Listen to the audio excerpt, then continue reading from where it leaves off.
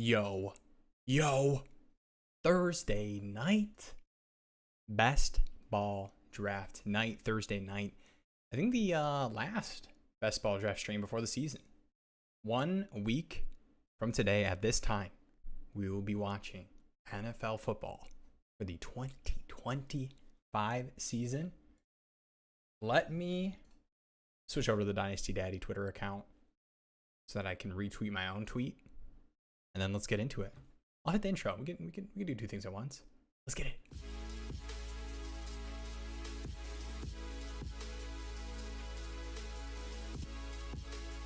What a day, man. Not super fantasy relevant unless you want to say your Pickens and CD stocks are up. But the Micah Parsons trade, pretty insane and pretty sad as a Lions fan, but no worries. That just means the Packers games will be closer, but we will still inevitably beat them and reclaim the NFC North title. That's enough yapping and stalling. Let's just hop into a draft, man. Let's get it going so that when the people come, and I'm sure they will, once I hit this send now, the Discord blast. If you're not in the Discord, head down to the description. I think it's down there. Join free Discord. But yeah, this will be, once this draft pulls up, I will switch over to the other overlay. We'll get this going. Waiting on 2 people. But man, week from today, it's actually happening. You know, all the trade shows and everything I was talking about in the last one that we always talk about, you know, it's not point scoring season. You don't need to make that move. You don't need to, you know, buy those running backs yet. A lot can happen. A lot has happened, and we're here. And let's switch over. Bang. How about that? The new sleek underdog overlay. I am a fan. I like it.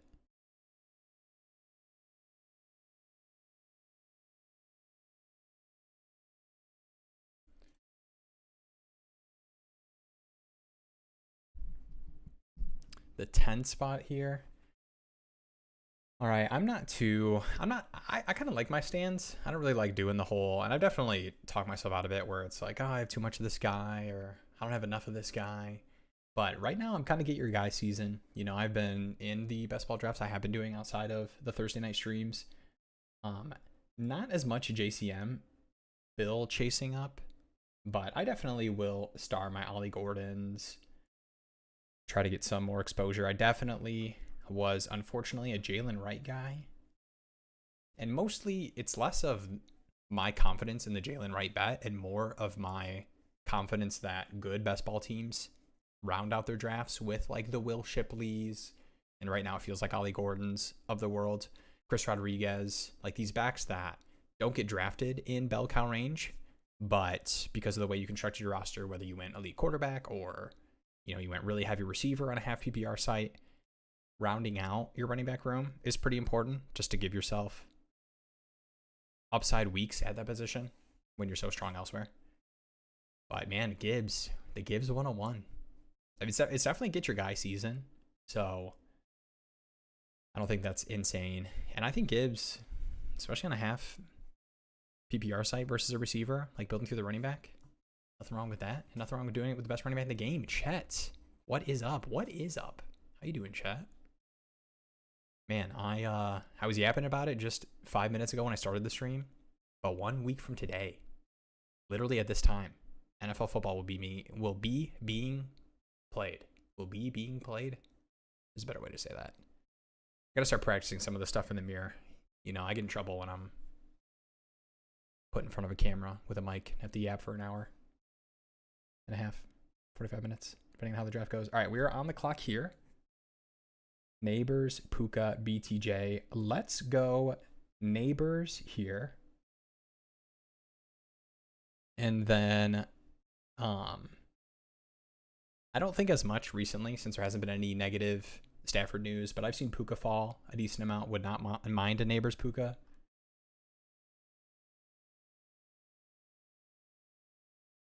Probably won't. I took a lot of Bowers when he was going late second. Dude, the football. We're back, guys. What is up, Big Diaz? We are back. We've never been more back. Nothing better than scrambling to finish up 3 startups you're in. Having poll votes for should we shorten the time to 2 hours per pick because everyone's using up the full clock. Life is good, man. Actually, I'm gonna do a quick startup check. I just made a pick in one of them. I think I'm up soon in the Charlie League. Yeah.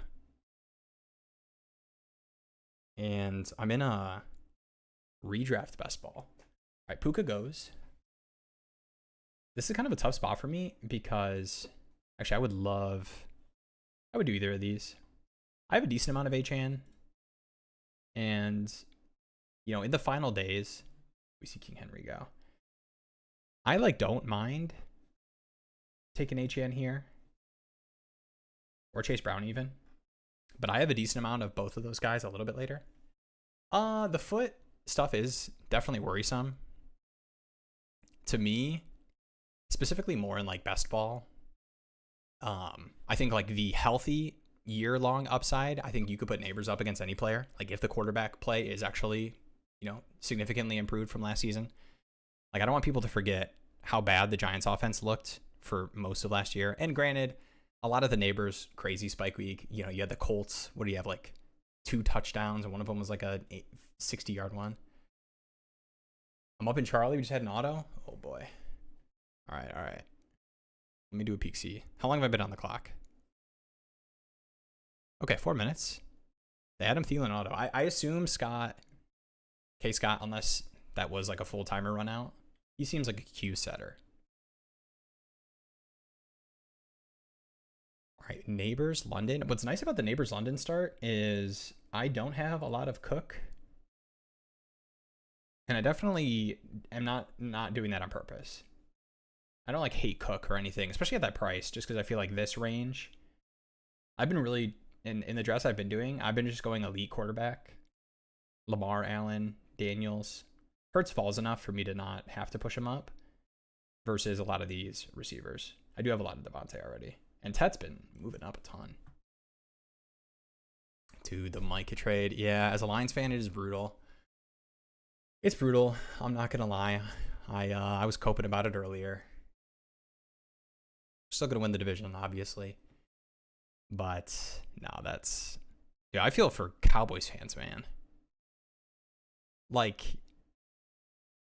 feel I never like the other side of, the multiple firsts for an obviously, not an old vet, just a young stud who's just going to be a stud his whole career. How many Micah Parsons go in the first round of the NFL draft every year? 0 most of the time? Yeah, that's crazy, man. Ugh, it's going to make me sad if I think about it too much. You guys are supposed to distract me from the troubles of my everyday life. Not make me relive. At least we have the better pass rusher, huh? Best pass rusher in the division still? Thoughts? That's the only cope I can give. I can't give much more cope than that. All right, I will. I'm gonna pre-check my. Ooh, I actually have a pick I do kind of like in this. This Charlie League's kind of tripping me out, Diaz. I'm not gonna lie. The 2 tight end, 0.75 feels kind of brutal for someone who traded away their first. All right, on the clock here. Wow. So Garrett Wilson falls. I don't mind going Kittle and then running back. The Jennings stuff is weird. Let's go Kittle. My sweet prince, man. 45 ADP, and he goes later than that.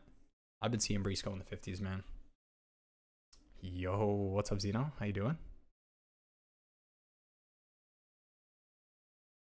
Yeah. Yeah, that is true. Micah is better. Here's the only thing I'll say. The last time these guys were playing NFL football, the player for the Detroit Lions was the defensive player of the year frontrunner. That's all I'll say. That's all I'm going to say. We don't need to go further than that because they're both incredible. They both have DPOY every year. Aspirations. Aspirations not the word, but you know what I'm saying. What's up, dude? Do you know how we doing? How we feeling, guys? How we feeling about the best ball bags? Any of you best ball bros? Diaz, I know you've got a decent amount. Any best ball bros? I want to know how you're feeling about your bags, and I also want to know how you're approaching the final days. If you, not like you guys are, I'm not saying you like all are drafting every day. What's it looking like? But you know, like me, you know, drafting every now and then. You got the Thursday night streams. Sometimes when you're chilling late at night, crank one out. Pause. Yeah, what's up, Kyle? Best ball bro here, no clue what that phone do. Hey man, honestly, nobody does. All right, Cook, Neighbors, London, Kittle. The only, I actually don't hate doing this. I hate going elite. Like, it doesn't feel good when I take Kittle on Underdog after going like 2 receiver or like elite onesie at like quarterback or something. It gets really sketchy when you're like RB1, you're starting to push up. I do really like Pollard though. I think Pollard should go right next to Connor now. I know it's only 4 games, but it's 4 games plus returning from the injury for Spears. But yeah, Kyle, first year I did best ball. You're not going to believe me when I say this. I did one draft. And it was like a 20, maybe it was $10. It was like something on DK. Did a DraftKings draft, made it to the finals, won $2,000 first draft. Now I'm addicted. And now I'm going to lose all that money back in these drafts. No, it's just funny. It's just, well, not funny. It's just fun doing best ball drafts. Superflex dogs. I knew you were a Superflex bro, but I didn't know it was that intense. Do you think, I'm sure. Oh, see, Pollard goes to the 449, the 5-1. Dang. Yeah, I mean, I get it. I'm sure, I mean, let me know. I'm sure you feel like you have a pretty strong edge. I feel like that's the kind of contest where, like in these best ball drafts, I'll look at teams and I'll see like one thing that happens where it's like somebody took Burrow in the 4th round and they don't have T or Chase, and it's like, dude, what are we doing? Like that just could never be the right pick. Even for like pod advancement stuff, like making it to advancing to a structure where you're actually winning money, it's just a terrible pick. But I feel like in the the Superflex drafts, you'll see a team that like fully fades quarterback and has like Joe Flacco, Tyler Shuck. And it's like, brother, you are not even in the running. Like you're not even involved. This is an 11-team pod right now. Max the Puppy did the mini golden. Okay. I will say, I highly recommend people who even don't do a ton, whenever you see the contests that are like single entry, like $5, $10, go for it. Or if you're just doing it for fun, they drop those like $1 Dalmatians. Don't do, the only tough thing with that is they disappear really fast. All right, we're on the clock here. All right, we do have Rice. I don't hate Rice. Don't hate Ibuka. Don't hate Hunter. Let's go with Ibuka. You know what's the funny thing about Ibuka is, for all the hype, and I feel like most people that watch the streams would be like, Will's an Ibuka guy, and you'd expect me to be at like 20 or something %. But he's probably like I wish he was my first highest exposure player, but he's probably closer to like my 7th or 8th receiver, which is still good. But I want it to be 100%. I want 100% Ibuka. Not actually, but you know what I'm saying. Although I have some rookies I like. Extremely volatile. I mean, that's the game. It's best ball. Like I think some people treat it like a redraft kind of league, and they build out the roster and they're like, okay, now I pick my quarterback, and now I pick my running back, and I don't have a tight end yet. Who's the highest projected tight end? But really, you need to hit the nuts outcomes. Okay, so here, Rashee Rice is extremely tempting, but I will be at the 82 spot, and I'll be staring down Caleb Johnson, Jordan Mason, and I just don't have it in me, guys. I really don't. And I will say this, right or wrong, gives me the flexibility, in my opinion, to like kind of fade running back and really hit my favorite receivers and be able to take Purdy to stack with Kittle. I hate taking Baker unless I have kind of Well, I guess Baker, Ibuka, Otten probably falls with the injury. I'll just start some quarterbacks. We're not going to do the timeout thing, guys. Don't let me do it. I'm locked in. Don't worry. But yeah, that's the name of the game, man. Ooh, follow to my trade question. What's up, Droid? Ended up trading Saquon, Kraft, and Mooney, and a late first for JJ. I like it. Heck yeah. I just got a JJ share too. I paid the price, man. I traded Ibuka away in a trade to get JJ. It was Kyler, Ibuka, an early 26 first, and something else. Maybe like a Jarquez Hunter or something for Jaden Daniels, Justin Jefferson, and James Cook. That can't be right.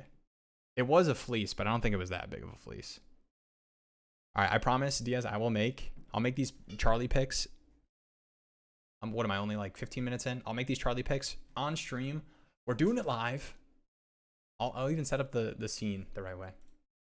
People don't know how to draft Superflex. They punt QB until it's too late. Yeah, and here's the thing. I do kind of get it because I do think there is some merit to saying the only way I'm going to win this contest is I'm in a room where multiple people don't know how to play the position or play the draft, and you push quarterback and you are like 2 nuts receivers, 2 nuts running backs, and like you still are stacking your quarterback like it's like a Penix or something, falls far enough.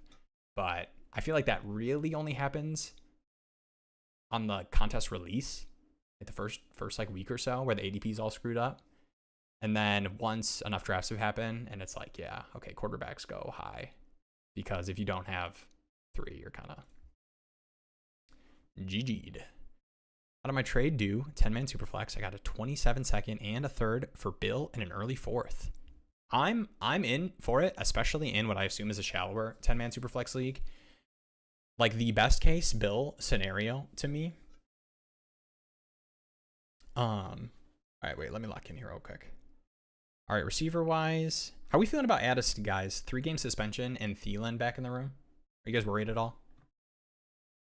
Not like dynasty wise, but 1-year projection. Like Thielen, I feel like is different than your average 35-year-old white wide receiver. All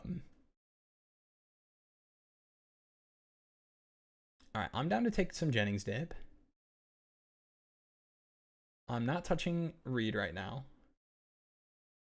Shakir back at practice. I like these two.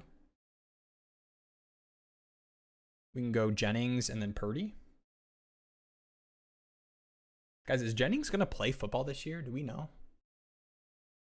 I actually don't have a lot of them, so I kind of like taking him when he's falling with the uncertainty, but we're a week away. Maybe it's not Jennings. Is it not? Maybe it's just Shakir. Shakir because of the fear? I mean, Shakir should go around Jennings, right?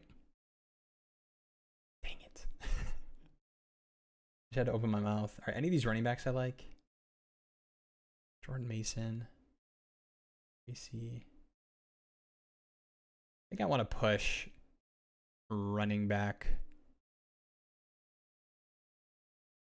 No. All right, I don't have a lot of Jordan Mason. I have a ton of Aaron Jones. I just talked about how I don't like doing this. But I see the outcome on a half PPR site for Jordan Mason. You know, being the goal line back. Good offense. I kind of regret it immediately though, because now I feel worse about taking a quarterback. But let's see, where does Purdy goes? 100s. Not a lot of QBs have gone though. Like Mahomes still on the board right now. Mahomes, Baker, Nix, Kyler. I could see somebody pulling up Dak and Fields ahead of Purdy. I'll take Jennings here though. Getting both would be kind of sick, and then we feel like we have a really good shot to take. Okay. Guys, why do I even talk? Why do I even talk? Is this anything good? Fighting through Jones fracture. No. All right, I like Josh Downs still. Yeah, let's do Downs. We're gonna target Purdy. Baker's probably gone, but we'll do this. I guess we'd still probably rather have Baker. Soup. Dog. There we go. Then Rice on the turn. Oof. All right, I got to be quicker with these so I can live let you guys down instead of knowing I'm letting you down after the fact. What is up? Candranos. Let me know, guys. If I mispronounce the names, I want to know because I want you to be regular. There we go. Off topic. When you go all in for a chip in Dynasty, how far do you go in? All of your upcoming picks, all of your picks for the next 3 years, where's the line? Great. This is a great question. And I think that going all in is a farce in Dynasty. To me, all in is, and I don't even want to say all in because I feel like all in kind of entails like you're actually pushing in all your chips, which feels like you're trading away all your picks. To me, if I am a top 2 to 3 projection each week, I feel like I am a strong contender. Now that has different connotations based on league format, how you feel about the other teams and, you know, their approaches with their team and if they're going to push in the chips further or this guy's traded away every single pick and has a God squad or something. But to me, what's almost better than, here's the thing. When you push all in, there's like so much, what was it?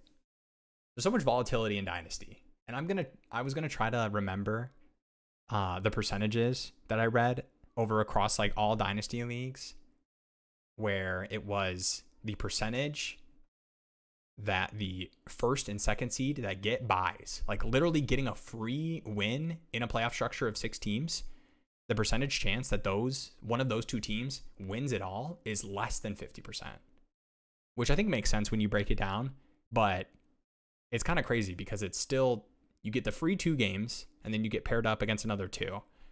And that's just kind of pointing to the volatility. So like even the goddest squad of all time, crazy stuff happens. A couple years ago, Jalen Hurts gets a concussion. I lost. You get James Conner plays, 10% of the snaps, gets injured out of the rest of the game, smashing all season. So when you push in all your chips and you lose, I mean, there's a way to push in your chips where you have like long-term stability, and that I'm down for. So when you're like trading for, like right here, like this one that Kyle just did. Now it's kind of a different all-in. This isn't a great example. Saquon, Kraft, Mooney, late first for JJ.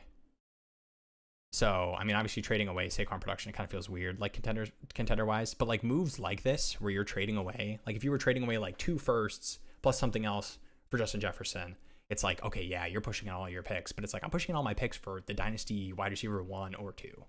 And he's going to be a first-round wide receiver projection for the next 4 seasons at least, you know. So to me, I think flexibility is really underrated. Ooh, are we going to get Purdy here? Okay, we are going to get Purdy. I don't want to push him, unfortunately. So let's just scoop him up.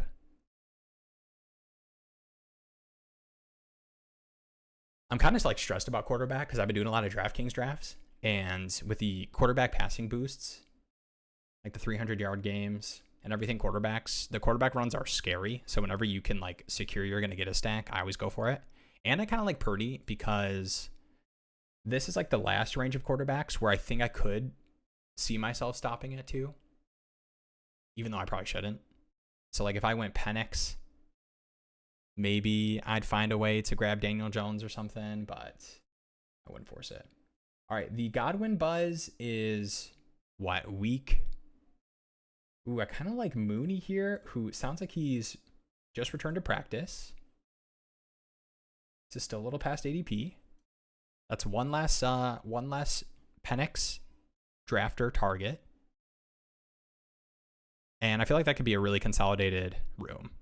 I'm not buying the Kyle Pitts stuff. And even if the Kyle Pitts stuff is real, it's not like 7 targets a game. Have you seen my roster? I got CMC, Hill, and Scary Terry. Lord, help my pets stay healthy. Yeah, man. The Hill. How are we feeling about Hill, guys? Tyreek Hill feels kind of like, not actually like the key to best ball and like dynasty and redraft leagues this year. But he does feel like the most likely absolute smash. Like, what were we doing letting Tyreek Hill fall that far off of like a weird injury with his wrist injury and a rest and Tua injury? Now I'm kind of talking myself out of Tyreek doing all that because a lot of that is Tyreek induced. But yes, you have to make it out of your pod first though, for sure. Okay, this is back to the Addison question. All right, now I know I'm behind, but I appreciate you guys. What's up, fan cred? Nah, pass on Addison for me. Yeah, it's kind of tough. I think in that range. It's like, where did he go here? We got 8 picks away. So Addison ended up going, yeah, if Addison's going next to like Shakir and Jacoby Myers, that's totally fine. But he was pushing up like this range around like Matthew Golden, Olave. And I like Addison, but I will say I'm the first one to be like, it's a 35-year-old receiver that's being brought into a room. Like, let's pump the brakes a little bit. Probably just some suspension insurance, and JJ had the hamstring injury for a portion of camp. But this is someone familiar with the Kevin O'Connell system. They traded for him and brought him back for a reason. Like, I don't want to just ignore what teams are telling us with their moves.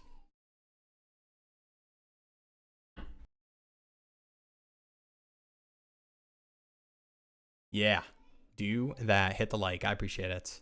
I got to do that stuff more, guys. Like, subscribe. I know one of you's not subscribed. I know one of you sees that little thing down there, whether you're on your phone, maybe it's on the TV. Maybe any TV watchers in here. On your computer, click over. I know someone's not subscribed. Let's see that number go up, and let's test to see if it works, guys. I'm actually not baiting. I actually don't know if it works. Keenan. How are we feeling about Keenan at 127? I actually kind of like that. I don't like it without J-Herb, though. All right, Mixon's off my board. Robinson's off my board. Ayuk is off my board. We are at a tough range of the draft, huh? Let's do this. It's going to look weird. Okay. Maybe you could have talked me into Kyle Pitts as like a Michael Penix stack thing. I just think Ferg is like really, really underdrafted right now. And running back wise, they were better picks, but we've got 3 and then a turn here. Okay, well, he takes 1. And then this turn guy here has 4. Now, granted, it's a interesting 4.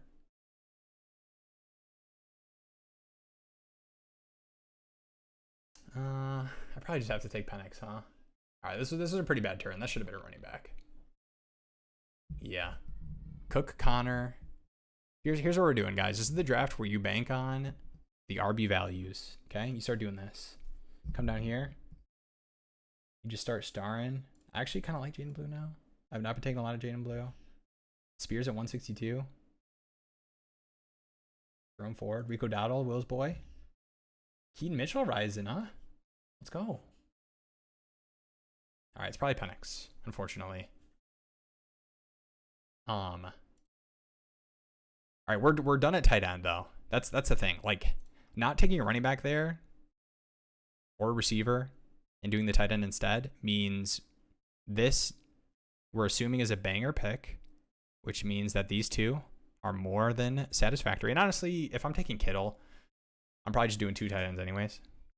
But I think Kittle is kind of the tight end that I would feel most okay with kind of doing the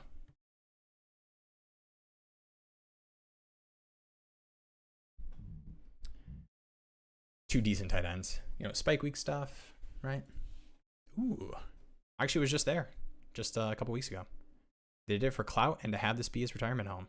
I did see the videos. Dude, Thielen was kind of good last year. Am I tripping? Anyone? This is probably half true, though. Shakir seems not great in best ball. This is a good call. It's also half PPR. But to me, Shakir, in that range, so like the range he goes around, like it's, okay, so to me, Shakir, when it's after like good rookie bets, high upside, but some warts, Rashee Rice, Roma Dunze in that offense, Ricky Pearsall, good rookie bets like I talked about. The like receivers that are coming after him, like the round after is Reed injury, Michael Pittman crowded, Daniel Jones quarterback, Josh Downs. Absolutely W pick, genius. Juwan Jennings has not practiced in God knows when. So I don't think it's that bad in that range. And it's a good offense, right? Like he could just sun run some touchdowns. And if he's your wide receiver 4 or 5 and that hits in a playoff week when you're advancing your pods, It's a banger. All right, 7 picks away. I mean, this is a good Tootin team if he falls. I'm not doing the Ray Davis thing. Don't hate Cedric Tillman or Dubs. Or Kyle Williams, honestly. I actually don't hate B-Rob either. What do we think about B-Rob? In this range? I mean, he's the same bet as all these other running backs, right? He's the same bet as all these other running backs, and the team traded for him. And it got announced that he was RB2. I think it's totally fine for B-Rob. Maybe I double tap running back here. Quarterback. Throw it on a dime. You guys know that Trace McSorley song? Jennings better play. I will say that if I got a report that was like Jennings back at practice, I would have taken him even before he got sniped before me. All right, dude. Every time I talk about a pick being good, he just goes. Are people watching the stream? I feel like there's only like 7 people in here. All right, we're on the clock here. Algiers a fine pick. Actually, you know what it is? Okay. This is going to look disgusting. Don't do this at home, guys. Chubb is a banger pick. Woody Marks, here's the play out. GM talking about being non-committal about Mixon playing this year. It's the NFI with the injury list. I'm sure there's some weird kind of stuff behind the scenes with that. They don't rush him back.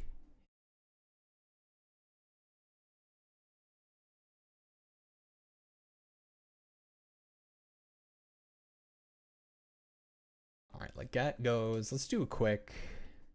The only QBs we really would be targeting would be, I mean, it's literally just Daniel Jones. We just had to take Penix there because we double stacked the receiver room. I think that Najee is a good pick. Back at practice, right? Wasn't put on the NFI. Pup list. The Browns running backs, I don't hate. Let's do this. And then we can, are we done at running back, guys? Is this good enough? Cook, Connor, Mason, Chubb, Najee. Maybe we take like Shipley or something late. Rashard Smith, take one of these rookie bets. Wow, Shipley goes 170. I've not been in the rooms in a minute. Chubby Wood committee. Yeah. Here's the thing, guys. Somebody has to run the ball. Is it Dare Ogunbowale? Me does not think so. Now, it could be Dameon Pierce. That's the other thing. But I think, I mean, the Chubb metrics were bad last year. But I think this is a team that had the opportunity to, in a different scheme. I know the stuff about Dameon Pierce maybe being a better fit. But to me, when a team gives up on a player, it's hard for me to buy back in. Feel better about Hill. They did Jonnu. We'll see if they're committing to him now. Yeah, I think the Jonnu stuff is very good for sure. Waller to me is not very good in like what Jonnu does well. Waller's more of like a downfield target. I mean, I think he could do it all, but to me, that's kind of making a big bet on somebody that's, left the NFL post-injury, old. I feel bad just saying old, but I mean, a year removed from playing NFL.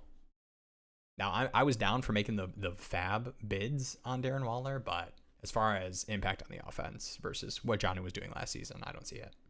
So I'm with it. I feel like offseason fatigue got a hold of the Hill drama and everyone over hates him. Yeah, like where does he go here? We're about to be up here. He's starting to go in this, like mid-third.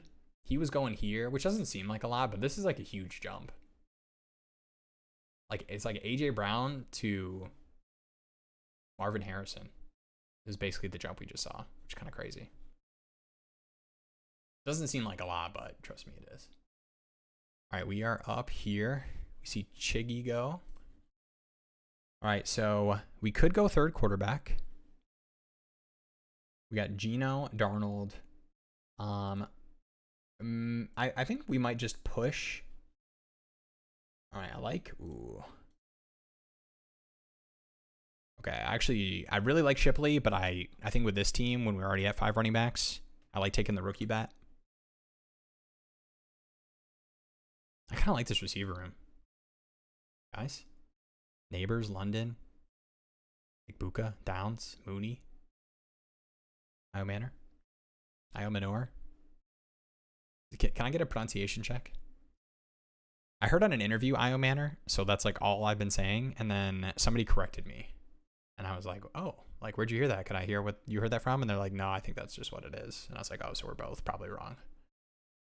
I think Chubb was like Pacheco, not fully healthy yet. Yeah, and I mean, there's some credence you just have to give to, like, he's just not ever going to be the old Nick Chubb.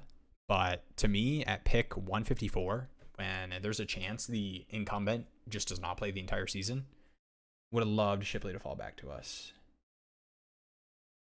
I don't think I love doing the both. You could talk me into Chris Rodriguez and then being done at running back, but maybe this is enough at 5. Cook, Connor, Mason, Chubb, Najee. It's not a very fun 5. Pat Bryant, QJ. Okay, Gino goes. I would love to push Daniel Jones. And the best way to do that would be to take a receiver here.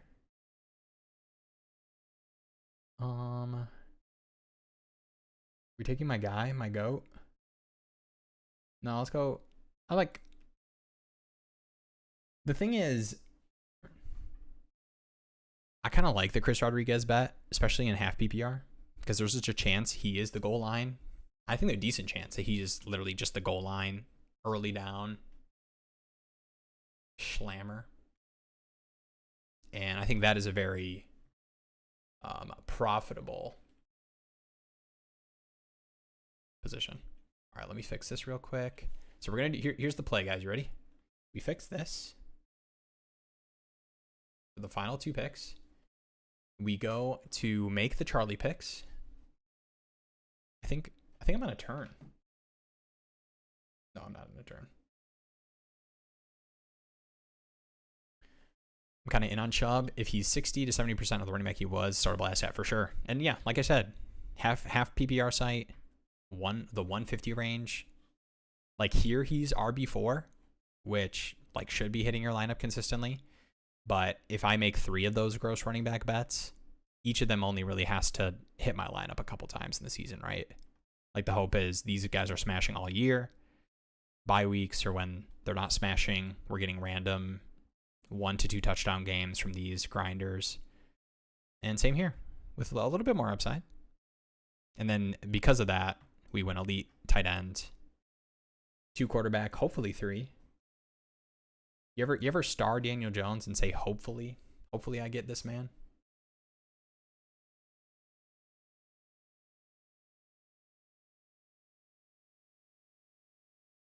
Yeah, this is the Amari question is crazy because last year was not great, but it also was like a mid-season trade, right? Have any opinions on Amari? 2023 had 1K yards. Felt like he got screwed in 24 with Sean Watson for sure, an injury, and then trade away to new schemes. Metrics were pretty bad though, for sure. Yeah, I mean, to me, it's like you want to. I think you want to assign some percentage of that to just, the wide receiver age cliff. But mid-season trade, he wasn't a full-time player, and I don't know if that necessarily, like, there was stuff about he literally, like, one of his touchdown receptions, he like signaled and asked, I don't know if it was like Curtis Samuel or somebody, like, what's my route? Like, what am I doing? And he told him, and he scored on it. And he made some plays. I think, like, worst case scenario, Amari is like Darius Slayton, right? That's worst case to me. Now, that's worst case as a player, but the only issue is it's Darius Slayton is probably locked into 70, 80% route rate snaps. All right, 3 of 3 and 2, and I think they would go, oh, we still got our go, guys. This is perfect. Maybe it's Cooper. All right, I'll let you guys pick. 8 seconds. Let's go Cooper. Let's do it, guys. Here's the thing. The Cooper trade, or not trade, the Cooper acquisition, it wasn't just a return to the Raiders and retire here. It was a 1 year, similar to Keenan Allen, about $5 million less, but it was Deontay Thornton. Watch this man cook. Geno, get him the ball. Forget about Trey Tucker. This is who you're throwing deep shots to. And then we take Daniel Jones. And we have a 3-6-7-2. Bang. And then we win. And then we win. And we win money. I have a club live ask. If you can, after this draft, brother. Yeah, look up the war for sure.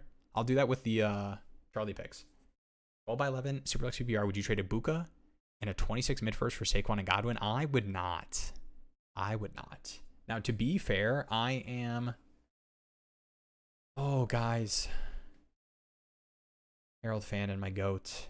I've been taking a lot of Fandon. How is he still here?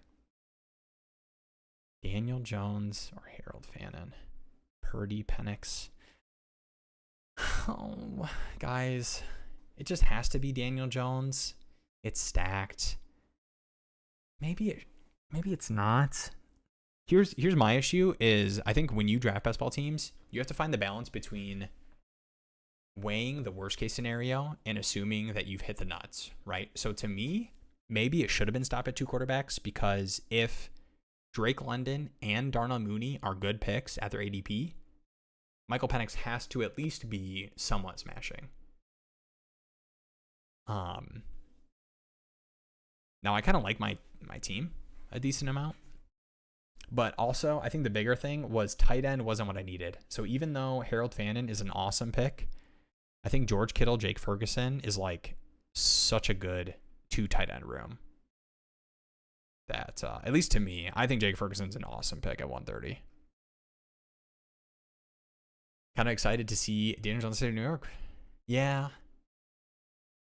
To me, I am a Shane Steichen guy. And the rushing, I think if they are like benching Daniel Jones and going back to Richardson, Steichen has already lost his job. So to me, I think I'm just kind of making the bet that like Josh Downs smash season, the Colts find a way to stay in the playoff race, and Daniel Jones is the starting quarterback through, their losses aren't on him, or at least his bad games are followed up by an okay game so he doesn't lose his job. And also it's pick 207, right? Like if he hits my lineup twice and he gets to stack with Josh Downs on top of, I have one more quarterback stack. And that's what you really need. Like I think sometimes people over talk about stacking and they're like, let me get Penix and I have all possible receivers and Kyle Pitts. But to me, like skinny stacks where it's like, okay, give me Purdy and give me Kittle. Like the crazy Purdy week, 2 touchdown Kittle game, bang. Give me Penix. If he's having a good season, he's bringing along these 2 guys with him, London and Mooney. Give me Daniel Jones. Okay, I don't think I can do the Daniel Jones, Josh Downs thing, but all right, let me do this. Didn't mean to do that. Let me do this. We'll switch over here. I'm going to pull up the Charlie board. And then we'll rip one more and take a look at Diaz's question. To acquire Puka, how much on top of Ladd or Pickens would you need respectively? Okay, you said respectively. Maybe am I cooked, guys? Am I too memed out that I thought that was respectfully? Yeah, Ladd. Like if you sent my Puka Ladd in a first, and I knew the first was like just a random one, like it wasn't like the best team's first, or like it wasn't your own first and your team is already stacked, I would take it. Pickens in a first is slightly tougher than me. It's just slightly tougher for me. I think you need a little bit more on top of that. But I don't know, man. I think if Pickens smashes week 1, like let's say CD has a good game and Pickens, and like they're just throwing a ton and they're giving the running backs like 12 carries. I don't think that's like super likely, but something along those lines, right? I don't think the Colts have a crazy hard schedule, so I'd say a good chance he keeps the job for a while, I'd imagine, assuming he isn't just straight cheeks. Yeah, and he did win the QB competition, right? And maybe, the offense works better with Daniel Jones. Like, I actually think that, like, the Colts, I mean, I'm sure most people agree with me, but I actually think the Colts are way better off with Daniel Jones at quarterback than Anthony Richardson. And a lot of it has less to do with like how dynamic of a player Anthony Richardson is and what he like opens up in the rushing game. Like I can't deny that. And I'm not going to pretend that even though Daniel Jones is a decent rusher, he does anything close to what Anthony Richardson brings to a football field. But to me, what like Josh Downs, Michael Pittman, and Tyler Warren all excel at, like really requires a quarterback that can like make somewhat accurate mid-range over the middle throws. And I don't think Anthony Richardson showed the ability. Now, Anthony Richardson showed the ability to launch a freaking dime 60 yards down the field to Alec Pierce. Awesome. You know, you're going to need some of those. But I just don't think the offense could sustain and run on that. I think it's going to be a lot of Jonathan Taylor and a lot of, you know, well-executed play action and somewhat accurate quarterback play to what I think is an underrated receiving room. Other than yours, what's your favorite team in Charlie? Dude, I don't know if Charlie's my favorite team. I'm gonna be real with you guys. Let's do this quick. Ooh, I got hit with the OTC, guys. Or I am pulling it up now. I have to do the thing where I switch to the display capture that has the subscriber thing over the box where Jeremy would be. Oh, everyone's on my queue. No, my queue is kind of like a bait queue. Like it's not actually players that I'm heavily considering there. All right, here's what I'll say. Let's do this. Current team as it's constructed. Let's do a quick breakdown. I like my QBs. I like in a best ball league feeling good and confident about the long-term stability of a 3-quarterback room. I'm not a big 3-quarterback guy when you have to pay the price for it in lineup, but in best ball, you get Caleb Williams, you get Kyler, and you get Bryce Young. Okay. Then the running backs, I hit early and I hit hard when Gibbs, Achane, RJ Harvey. Then I took a Dylan Sampson and a Najee Harris. After hearing the good news, this last pick, the 17-3. So the wide receiver room's a little sketched. Don't love the Jaden Reed working through the Jones fracture, but I think at 11-3 it was not terrible.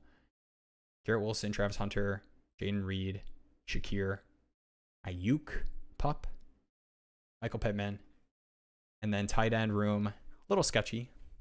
2 tight end, 0.75 tight end premium. Colson Loveland, Mason Taylor, Arande, Gadsden. All right, wide receiver wise, we got the oldie but the goodie. We got Keenan.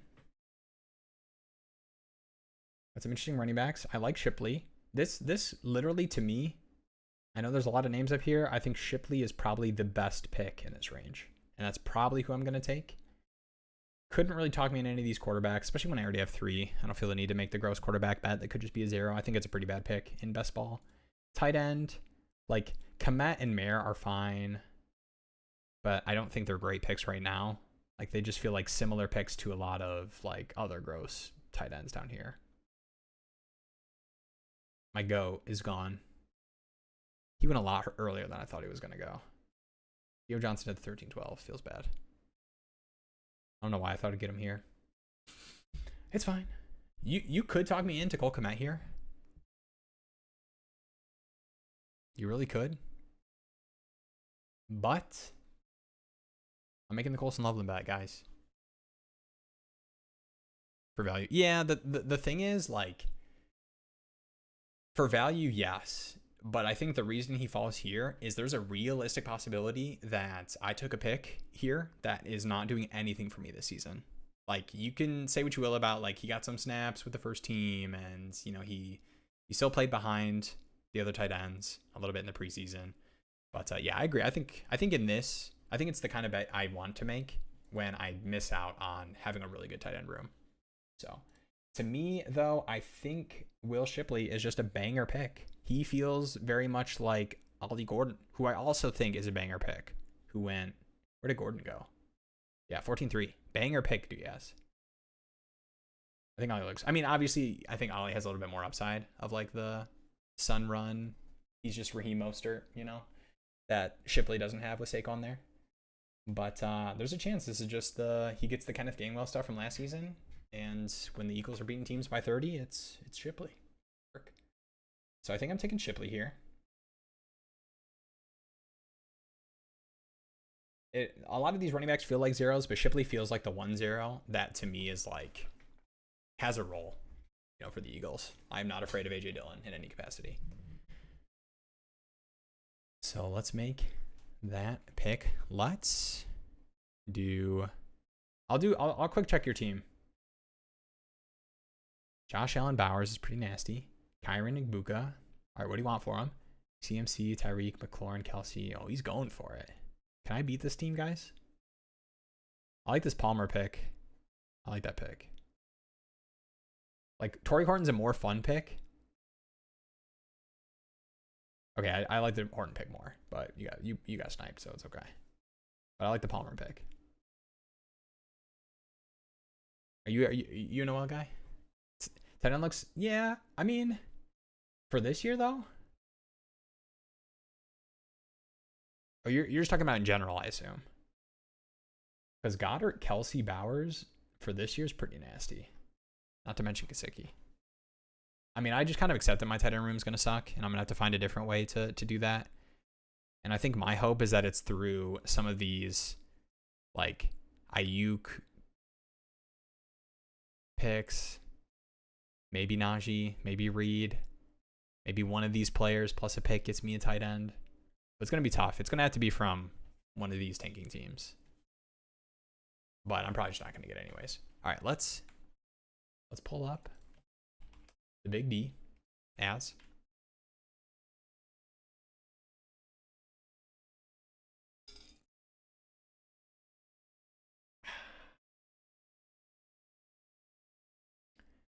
bang. I'm in another slow auction MFL salary cap league. What's this war tell you? I need advice. Oof. I got you, bro. We'll take a look. Slow auctions, man. I want to do an auction. Yo, what's up, Sean? Appreciate the drop in. Guys, whenever you can't watch any of the streams, the drop-ins mean a lot, okay? I want you to know that when I hop off the stream and I go take my tinkle, I remember. And Sean popped in to say what's up. I appreciate that. All right, let me do. I like to see the war. I like seeing war per game.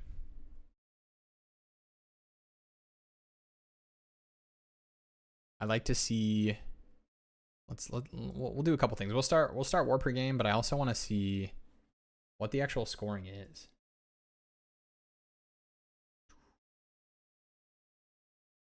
All right, this is gonna trip me out. I gotta find a better way to do this. Stream display. Wait, this guy.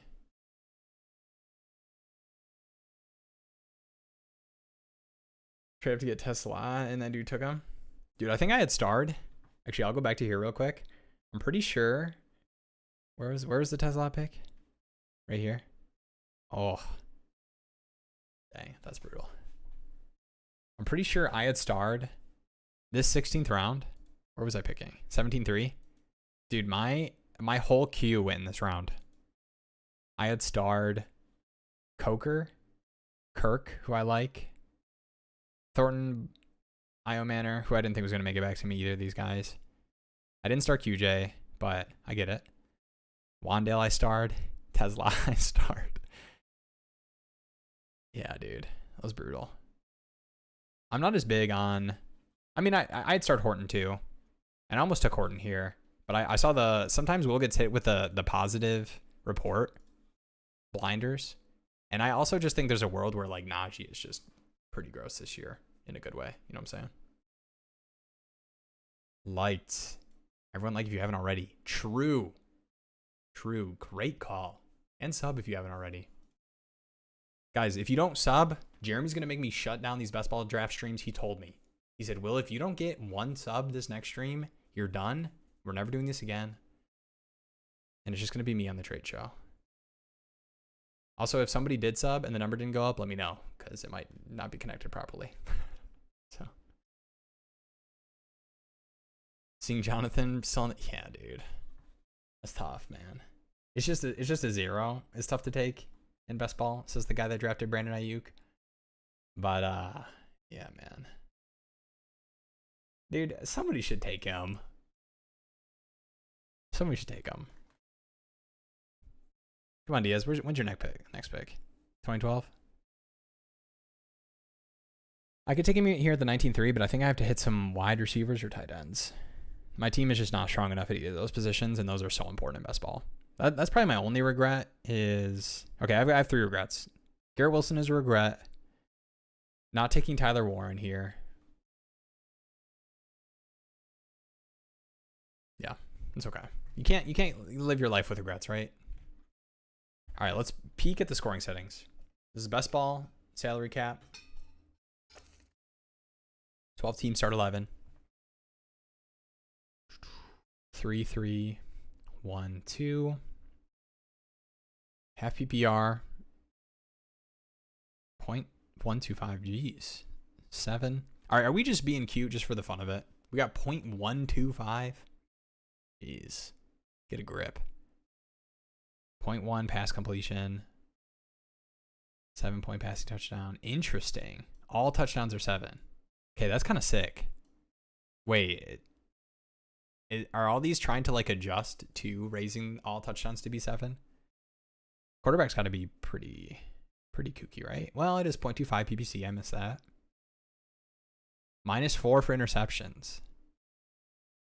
Okay, interesting. And then big play bonuses, 4 points. Interesting. And then 0.5, 1.5. Do running backs get any? Looks like they don't. They do get rushing first downs. Okay, geez. All right, I just had an aneurysm breaking that down. Not gonna lie. I haven't looked at reports much, but if I ever see a green in a player rank guy smash, you know what? I kind of get it.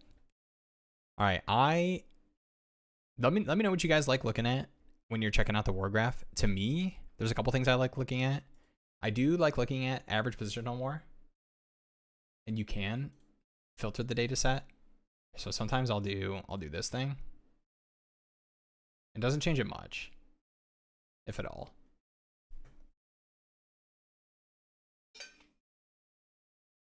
But what this is if you guys aren't familiar, this is the average positional war. So instead of this saying like Josh Allen, Lamar Jackson, Jaden Daniels, whatever, it is like the QB1, the QB2, the wide receiver 1, the wide receiver 2, the running back 1, the running back 2, like on average. The war breakdown for those positions. Yeah, I mean, QB makes sense, right? So you get 7 points for passing touchdowns. You know, you assume. I guess I would have thought this line would drop a little bit sharper. But I guess like the -4 interceptions I thought would hit harder. All right, the leads kind of make sense. All right, I'm breaking this down, okay? Don't worry. Now let me look at this. It's gonna look weird, okay?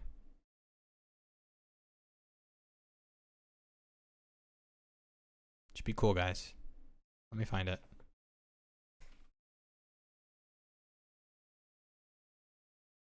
Okay, just trust me, okay? I just like putting in perspective. Once I get the average positional and I feel like I have a decent breakdown, I kind of like thinking about my understanding of how players performed last season and just looking at a pure points per game one. League quarterback makes sense. Have you started this, DS? Are you guys in the midst of the draft? We kind of look at it. That work?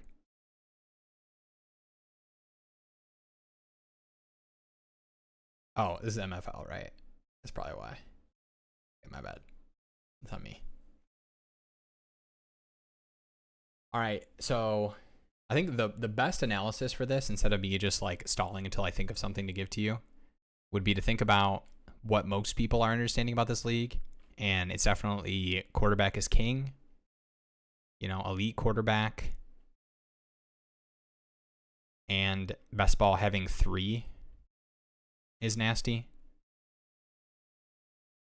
You just guarantee yourself a shot at 2-3 touchdowns from the position that give you 7 points each. Yep, you almost want to make sure you get one of the top QBs. 3 total. Those running backs 2. Start 3 this league is crazy. Yeah, the start 3 aspect I probably didn't touch on enough. Like, that is pretty crazy. So like pure war stuff, you have to like put that in perspective. Because even, man, I think like the stuff I want to tell you about how I approach most normal startups and even in best ball would be like trying to hammer that like gross older running back range, because the production they give you for like a lot of the stuff that like Tony Pollard and Alvin Kamara and whatnot will get you in this kind of scoring format is like as impactful as a lot of the higher end dynasty value running backs. But I assume you can't just be getting those guys for like seconds. Like it's probably like a second and an interesting young player that has the upside to get to that point, but isn't currently scoring like that. I probably would, I think in this kind of league, I don't think you can go too crazy to get yourself 3 quarterbacks. So kind of like what I did here, and this is a different league, obviously, but I really invested. And I mean, maybe you could talk about 6'10" Bryce Young being like decent value if you like the Bryce Young bet for a 3rd quarterback. But I wonder if it's better to try to do like 2 in this range. And instead of like pushing yourself to get the 3rd before everybody else does, you are just banking on, I'm just going to take my favorite of Darnold, Tua, Stafford, Geno, minus Geno for what it's worth in terms of like pure value at the position. And that being your 3rd quarterback, because it is like so important.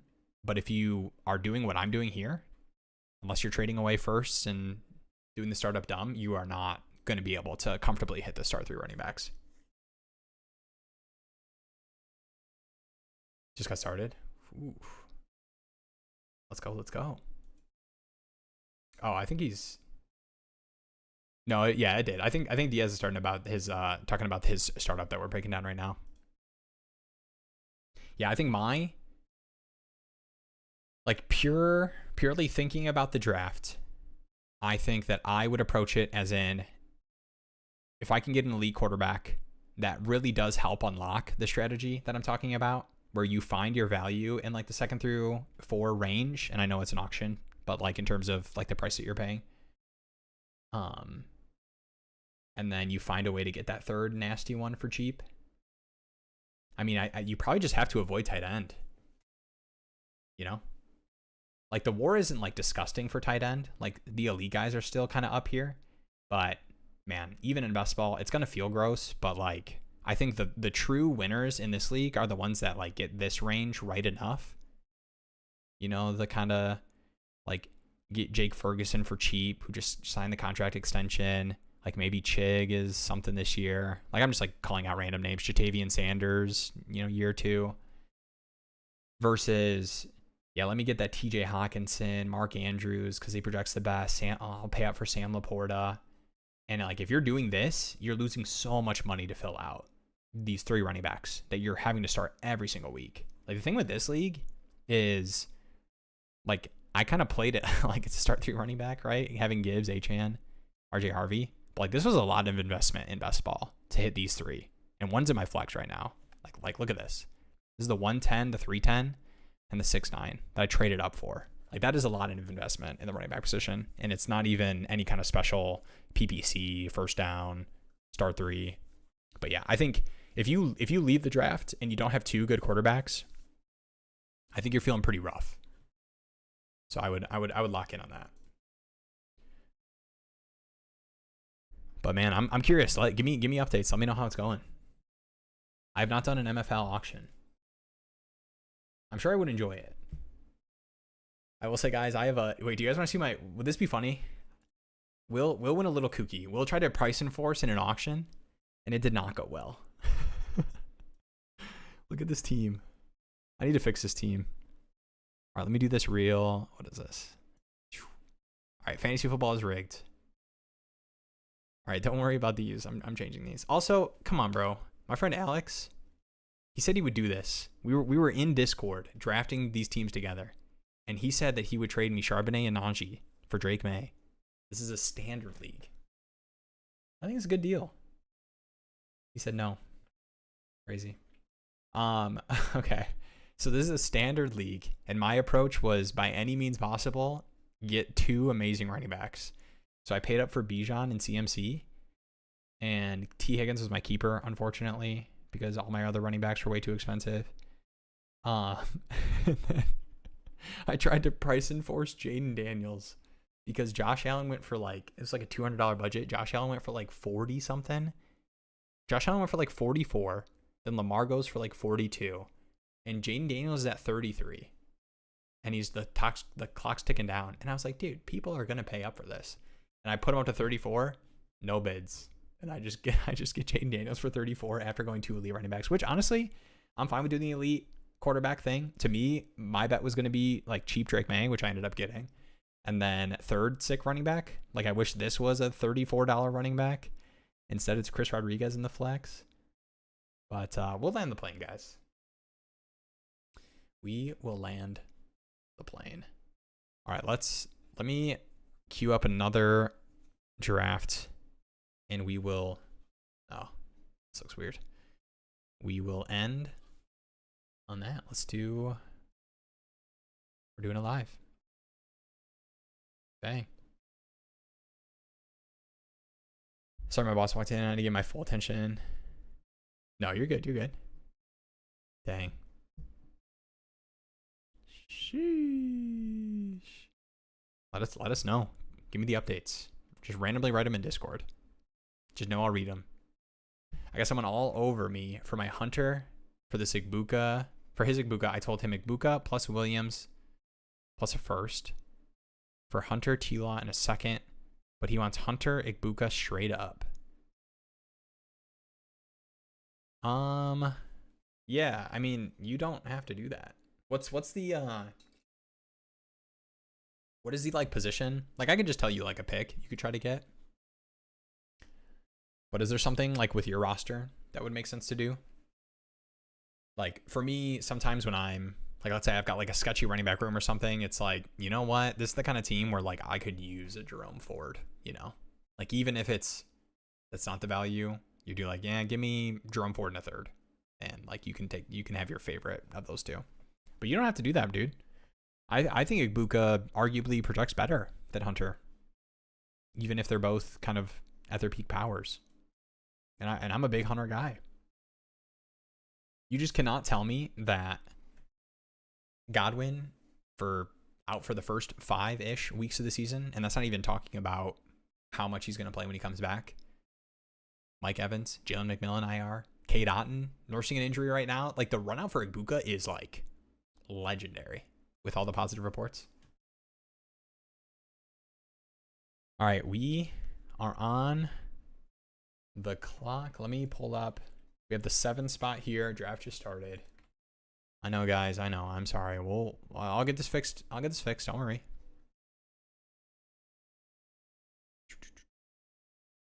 Bang. Hit him with this. Hit him with one of these. Then I hit him with one of these. I gotta do that behind the scenes. I can do the little studio mode where I fix it behind the scenes. You guys can't see, but I like showing you guys how the sausage gets made. Yeah, let me know. Would love to get a running back here.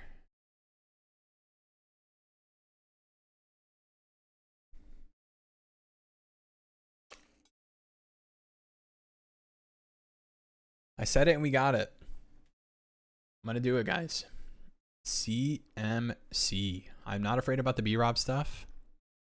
I believe that the right move would be to use Christian McCaffrey in like more of a Jahmyr Gibbsian way, where instead of him getting like every single high value touch for the Niners, it's like most of the important ones, and you let B-Rob and Garendo take some of the grinder, random series splits. But I don't think that the coaching staff can stop themselves. I don't think Shanahan can stop himself from giving CMC 22 opportunities a game. when he's the best back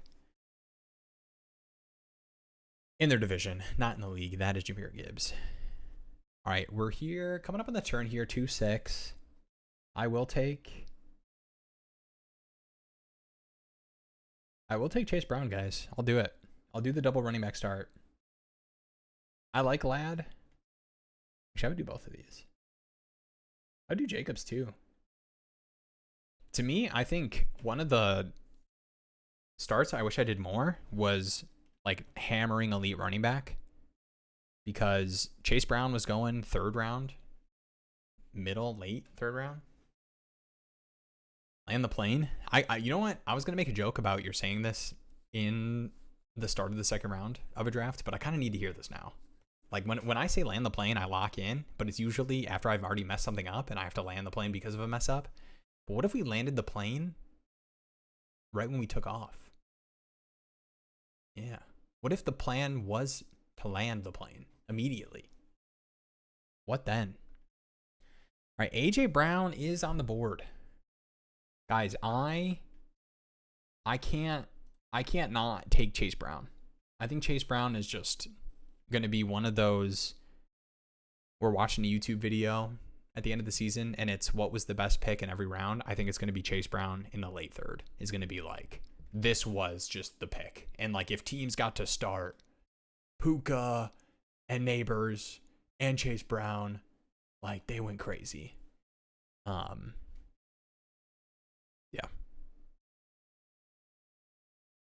Now, because we did this tab doesn't exist to us for a little while.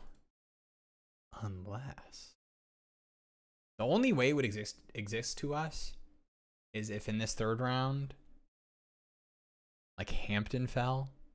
I would take Hampton. This is the only exception. You are the only exception. You are. Yeah. All right, elite quarterback. Low key. Guys, low key. Double elite running back, elite quarterback might be the move this year.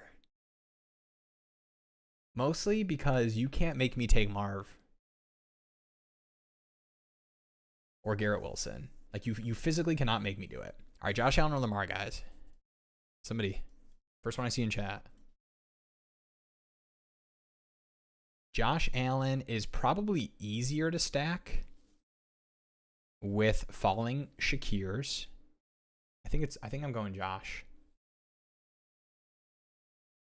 I think Josh Allen is easier to stack just because, like, the way that we're building this team, I want to think ahead to the future, right? If we take Lamar there, the good stacking partners are Zay Flowers at 57, and then Andrews is rising at 97. Those are 2 top 100 picks. What are the and you know, one of them is tight end, right? Like you can take Bateman, you can take likely that's falling for sure. But to me, I'd rather be able to like have flexibility in this wide receiver range. Like I'd still take Zay Flowers, that's fine.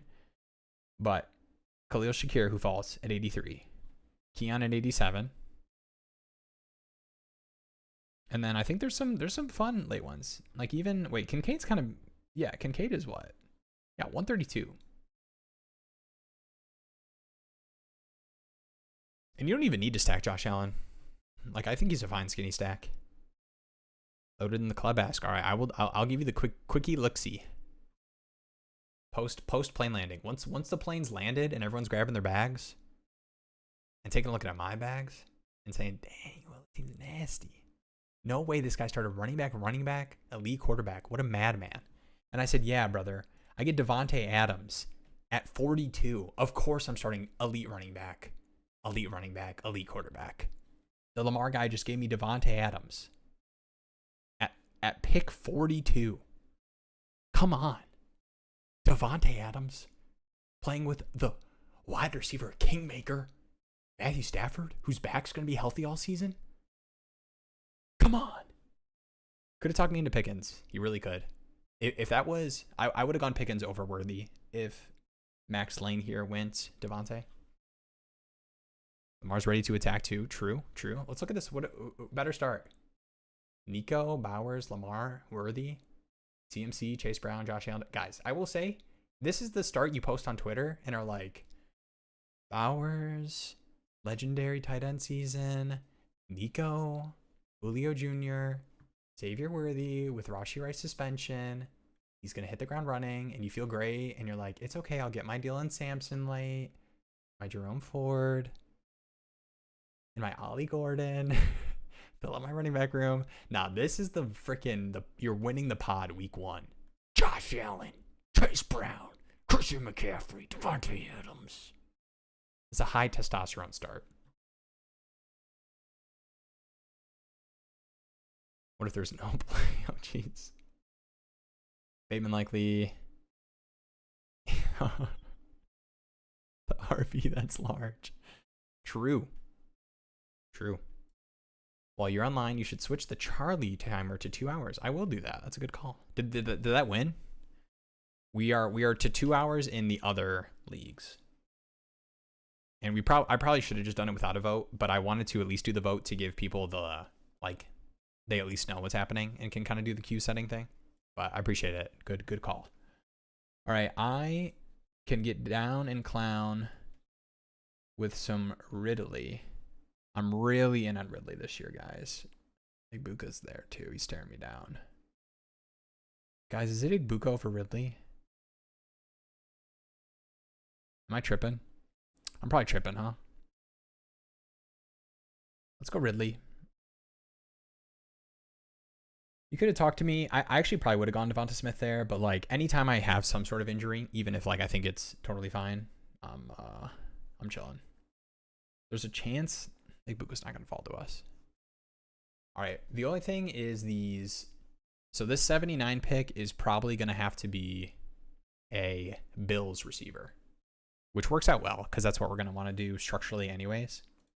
Like I'm probably not taking elite tight end. Guys, if Igbuka falls here, there's a god in this Chili's tonight.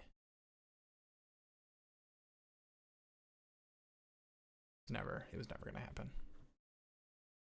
It's a pipe dream. Where's my mini bag of peanuts? Bill. It's probably gonna be a Bill. Ja'Cory Cross-Garrett. All right, you enjoy your Tony Pollard at 62, bro. Honestly, it sounds like I'm making fun of him. I took a ton of Tony Pollard in the 60s on all formats. All right, how big Schlong? Oh, he went. Oh, that kind of tripped out my cue there for a second. All right, Golden, kind of a banger pick. I would love to take Rice here, but I don't think this team is a Rice team. But I kind of like the Matthew Golden Sun Run right now. Here's the thing with this price, and I agree, and this is where I'm at with Bill. Because Bill's ADP is insanity to me. Now, okay, not his ADP. Like, this would be fine. If he went in the 103s, this mother goes here. He goes here. And it's like, man, I get it. The like upside and the FOMO of missing out on that. And I think that's what it is with Igbuka. To me, the Igbuka thing is you can poke warts in all these receivers that go in his range, right? Like I just took another rookie receiver, Rome. Like you can poke holes in target competition and rookie receiver and wide receiver for the Cleveland Browns. So I get it. But man, Tampa Bay offense, I know Baker touchdown regression, I get it. But no Godwin, no McMillan. Rave reviews all year. I'm a prospect believer. First round.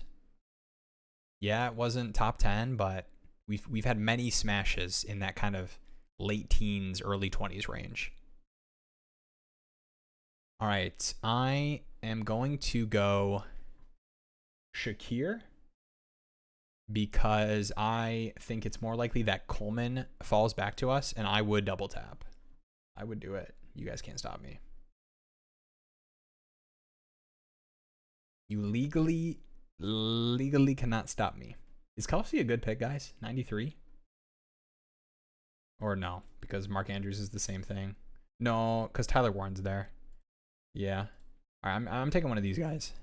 I'm all in on Warren. Here's Will's best picks. I'm gonna base it off of this draft. Best picks of the round, considering ADP somewhat.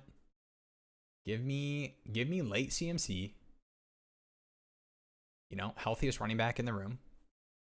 Second round, give me falling Puka with the Stafford back injury stuff. Third round, give me elite quarterback. I would accept all three answers. I would accept Hurts as well, but he goes in the fourth. And I think the fourth is going to be Hurts /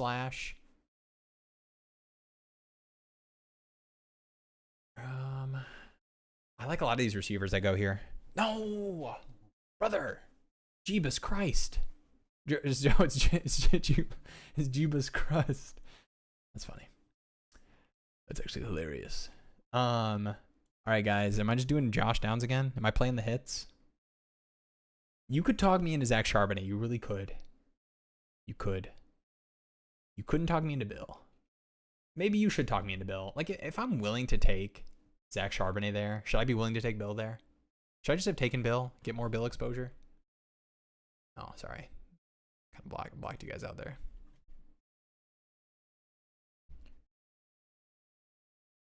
Bill.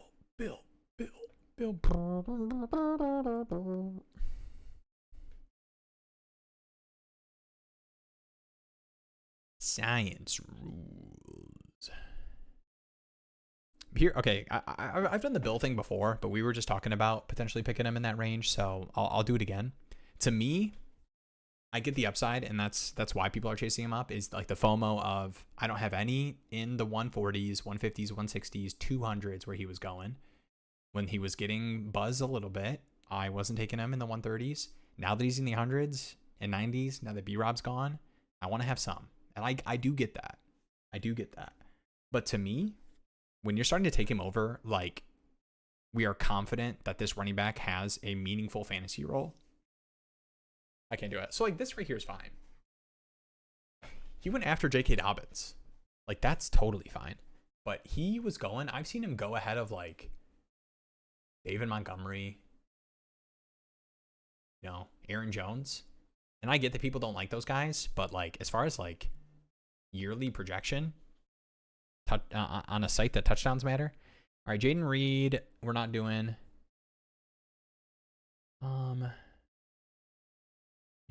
You could low key. It's Colston Loveland. Here's what it is. It's Colston Loveland and Dalton Kincaid.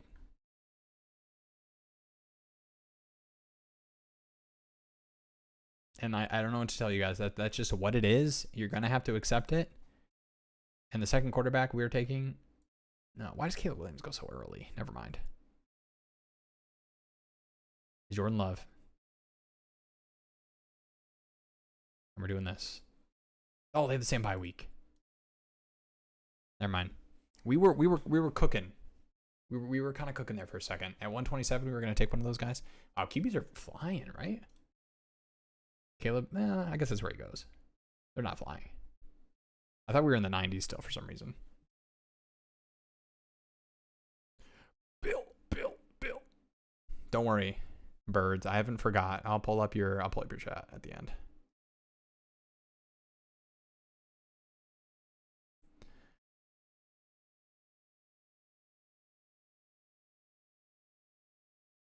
All right, coming up here, 1251.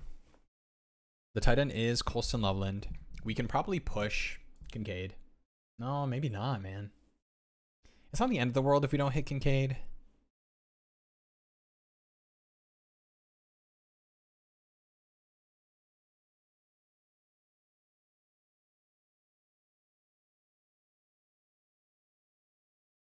All right, the Godwin news is basically like 4 weeks, right?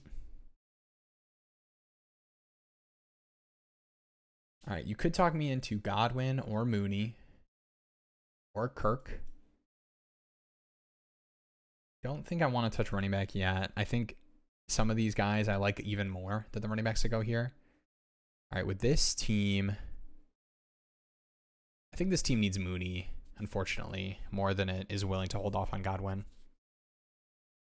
And then now, this tab is back open for us. We're 11 picks away. I am okay with Tank. I'm okay with Javonte, unfortunately. Okay with Braylon. I've been more open to drafting Judkins, but I think only when he falls to like the 140, 150, and it really makes sense for the team. I don't think he really makes sense for this team. Ollie Gordon is a fun pick. I would take Kincaid if he falls back to us. A lot of options here, guys. Your brother, you're drafting too. Those to interact with, no worries at all, homie. What a sweet message from a sweet birds builder. Thank you, sir. All right, we're coming up here. Let's we can show the last round's picks. We just took Mooney. You can see here we've got a 1-2-6-1, but the 1 is Josh Allen and Loveland. So I am probably still doing 3 tight ends here, especially if one of them is Kincaid right here, which would be great. We'll probably get him. We do. I think we do Kincaid. And then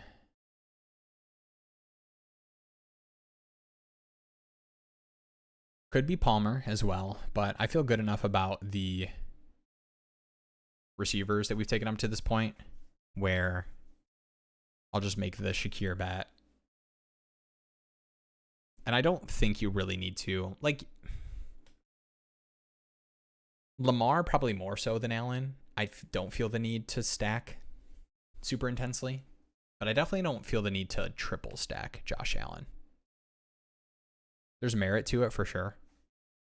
Even outside of like the 1 week sample, you know, when you do multiple weeks and it's, you know, you have your Shakir week or Kincaid and Keon or Kincaid and Palmer. Like I think it's totally fine, but I don't think it's worth like messing up your structure. And I think it made more sense there to draft a tight end. Because then we get to push the 3rd tight end, and I love this range. I love Fannin, I love Jatavian, I love Theo. I am fine with Arroyo, and the bye weeks line up really well.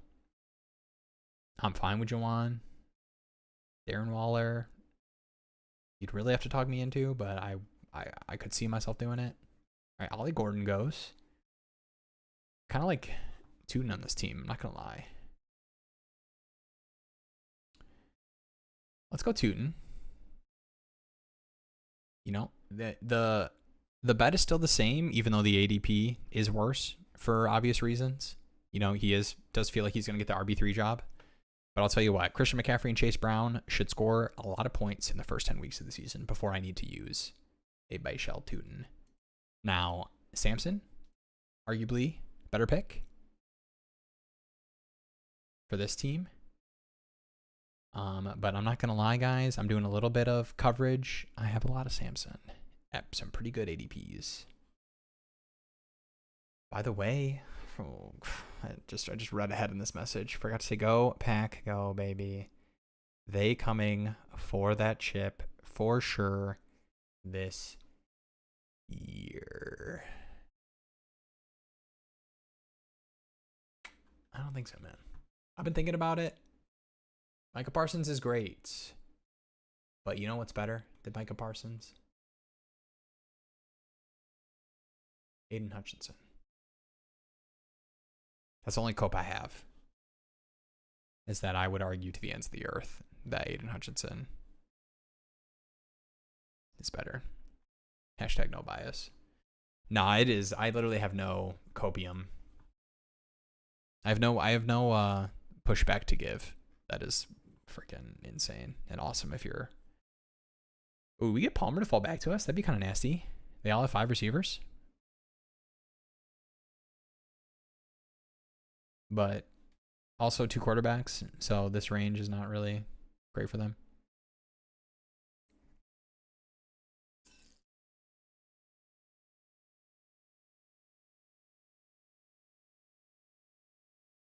This is kind of, I mean, this is a great Palmer price.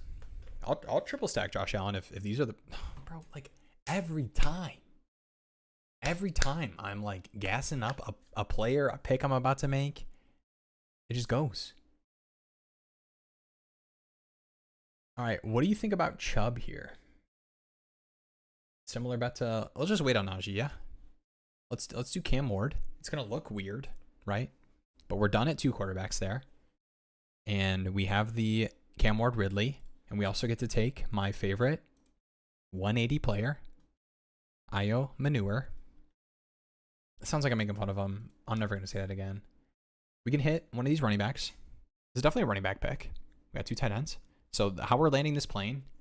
Ready? I'm gonna map out the Tesla 154. That's kind of hot. Should I have taken him? Cam Ward for sure would have gone, unfortunately. And my other quarterback stacking options would have been Tua with no one, Gino with no one, or like Cooper, Thornton. And to me, like I want my stacking options. Like backstacking is fine, but I think you have to be realistic about how impactful your backstack is going to be. Like to me, Cam Ward having a smash season with Calvin Ridley, and like I'm actually getting weeks, and by week 7, Cam Ward smashes with Ridley is way more likely than Gino smashes with Thornton in the same capacity. I love me some Aiden, but he's not better than Parsons. Goff rear end started puckering immediately. You know what? The only rear end that anyone's going to see is going to be everyone looking at Jahmyr Gibbs' rear end when he's 20 yards down the field in the end zone. And all the Packers are looking at his ass. That's all I got. I don't have the heart in me to push farther than that. It's kind of a good Chubb team. This is actually kind of a banger Chubb team. I didn't know I was a Nick Chubb guy. I swear I'm not. But you give me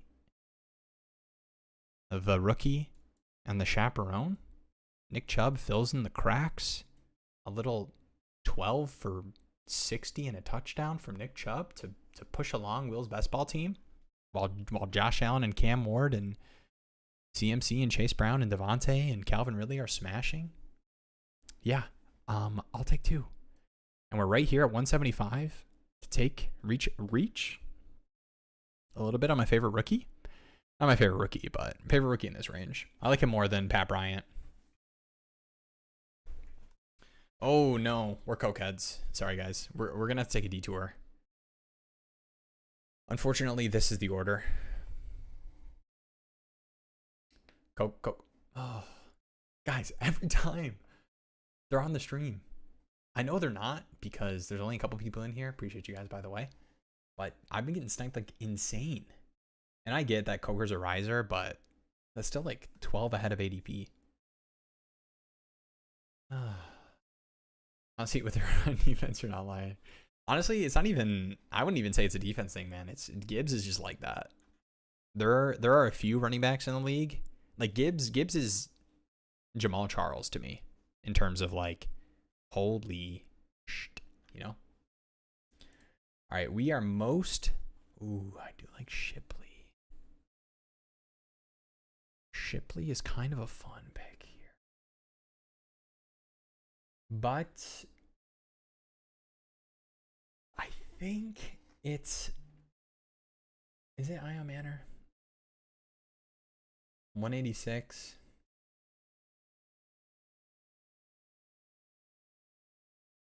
Yeah, let's do it. If Cam Ward's smashing, it's probably through the lens. And then this is the only tab, and we take whatever the last tight end standing from here with the last pick. I've seen Harold Fanden fall the last round. I mean, once I get here, we only got 3 picks left. This is running back, tight end. Yeah, 2, 6, 7, 3. 2 with one of them being Cam Ward is kind of sketchy, but when the other one's Josh Allen, it's a lot less sketchy. All right, we're gonna close out. Don't try this at home, guys.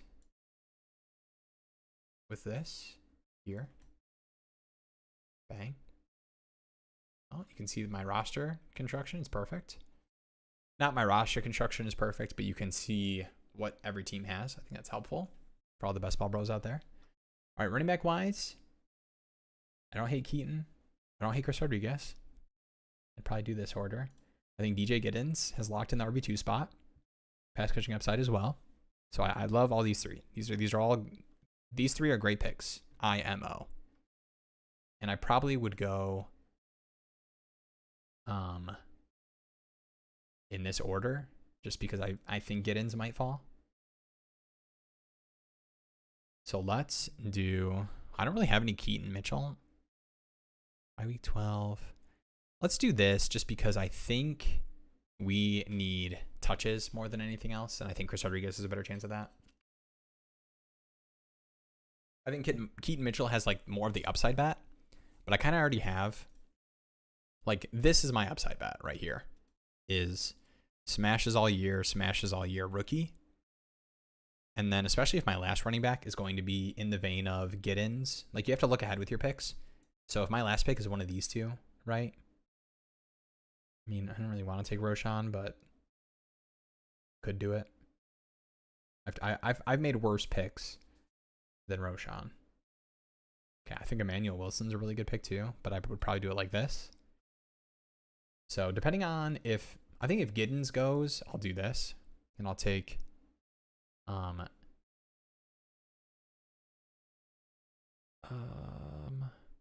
my tight ends are kind of going.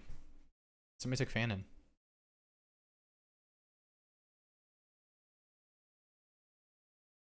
Fannin likely. Wow, likely at the 190s. I should have considered him, for real. I was a little locked in. That's another thing you don't want to do, is get too locked into like what the next pick has to be. I mean, I do it at the end of the draft. Like right here, this just has to be running back, tight end. But it might be in a different order depending on who goes here, especially if a couple of these teams triple up tight end. But I think this is the kind of team I want to triple up tight end. Like I feel good enough about how we landed the wide receiver room after taking the first one at pick 42. Like I just hammered it in this range. And I like these two picks. Running back is pretty weak. Like this could be a 2. Is it 2 running backs? All right, 7 receivers. Devontae, Ridley, Golden, Shakir, Downs, Mooney. It's definitely not a receiver. Loveland, Kincaid. Let's do this. And then if my 2 tight end targets go, I'll go running back.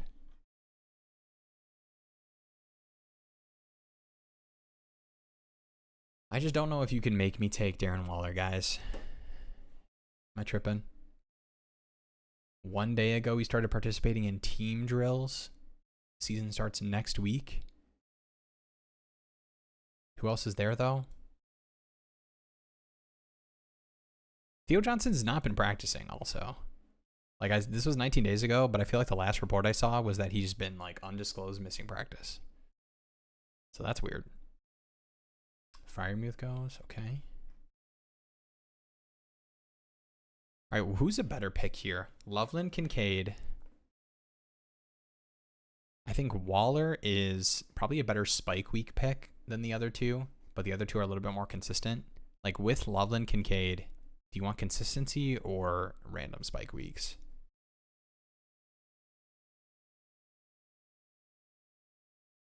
Or do we go running back? I think we can stop. All right, Theo Johnson has been my pick most of the year. Let's do this.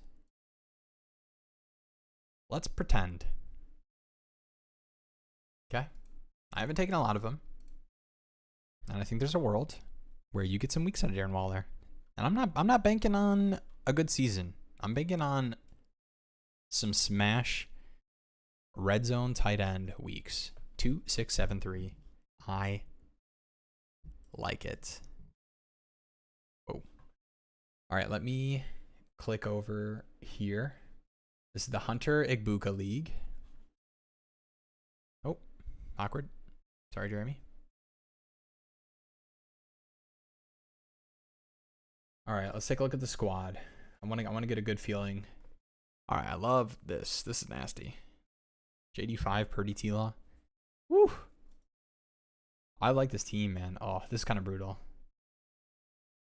You could talk me into another running back here. Yo, is this a... What are the starters for this? 2 flex spots, 2 running back, 3 wide receiver. Okay, so you could start wide receivers instead of B-Rob. Like, this could be golden right here. That's fine. Mark Andrews, likely. Ooh, a little Harold Fan in action. All right, and then the Hunter guy.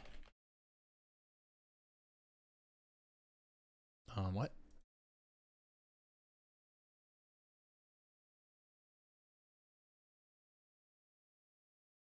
Oh, you're the Hunter guy. Wait, I'm tripping. So he wants his Hunter, your Hunter for his Igbuka? And he's got the Duval. Dude, you gotta do the team tax, man. Someone Oliver for my Hunter for his Igbuka. Okay, yeah, I misread that.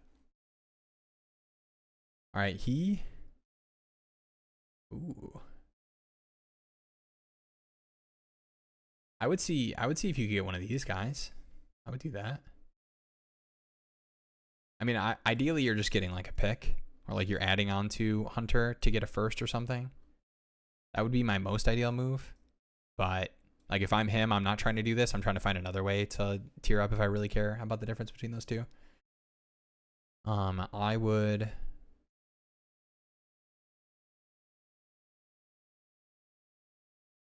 Man, I wish he had a vet running back because his team is obviously rebuilding with how young this receiver room is. But these are all kind of young running backs too. And he probably wants to hold all of them. Oh, could you get Coker? Is Coker meaningful in this league? What is it? 10 teams start 10. I mean, he might find a way to make your lineup. I like Coker. I mean, ideally, I'm finding a way to get a first by adding on top. Like, does he want... I don't know, man. Like, I would even move Fannin. I know it sounds weird, but if you're getting a first back in that deal, and his tight ends or what? I don't feel like he had it yet. Tucker Kraft? Yeah, maybe he doesn't want to do that, but yeah, I would try to find a way to get a first. If not, I don't think you need to force to get a running back because I think this just goes over here and you're fine. You got the whole Packers receiver room. Love that. Yeah, I would try to find a way to. Does he want T-Law? He gets the. Well, I mean, you have BTJ T-Law, so it's not that important to do that. But yeah, I mean, we could also talk about this too on Tuesday, the final trade show. So catch us, yeah. We'll do the good outro stuff. Wait, wrong button. Thank you guys for watching this tonight. Check out the new video. Buy the hype. 6 players that Jeremy is either buying or not buying the hype on that have gotten some buzz this offseason heading into the regular season. And I will see you guys Tuesday night for the final stream before start of the NFL season. Not the final stream. We'll still be live Tuesday nights. But I appreciate you all. Next week, it'll be NFL week. Thank you guys for watching. See you next week. Peace out.